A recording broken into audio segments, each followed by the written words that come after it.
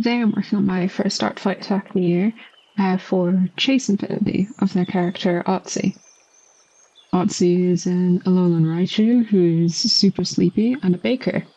And as someone who is a big Alolan Raichu fan, this seemed like a fun way to kick off art fight this year. I haven't made a speed paint like this before. I normally just share like 30-second ones over on Instagram. But I thought this would be fun, as I used to love watching speed paints as a kid. I don't know, I might just do this one and leave it at that, but we'll see. This attack I thought would be cute if Otzi had just made some Pokeball shaped cookies and bring them over to show you. So here I'm just working through the sketch. I have to put in reference in the tail because I was struggling a wee bit with the lightning bolt shape. And then got his little hat here. It's not one of the hats from his reference, but I thought it would be fitting given that he was just making some cookies that he might have a little chef hat that's flying off his head here. He's just about keeping his balance.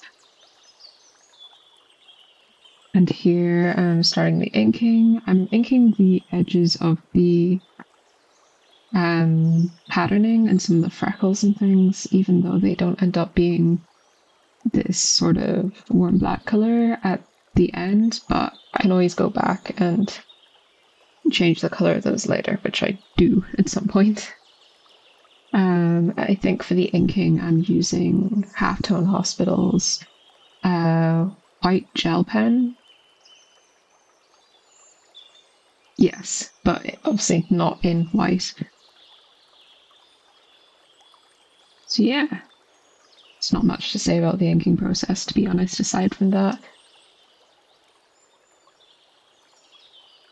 Obviously, since it's been a while since I drew this, so I've made a few art fight attacks since then, but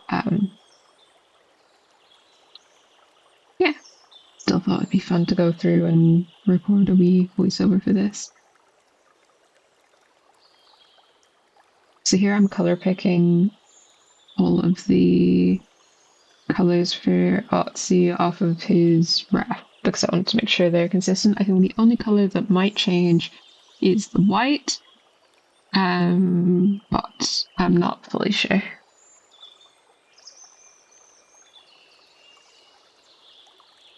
And then I used the same colors for the Pokeball cookies to keep it consistent. And don't worry too much about the background colors because they all change in a few minutes.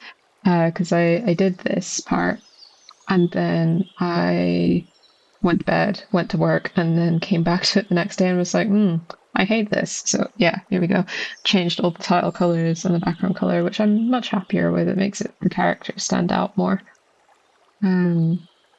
So once these are colored, I think I add a outline in like a pale yellow to make the character stand out a little bit, and add in the last of his markings on his fur, as well as a wee drop shadow to help him stand out a bit. Yeah, and there's the shading on the actual character himself.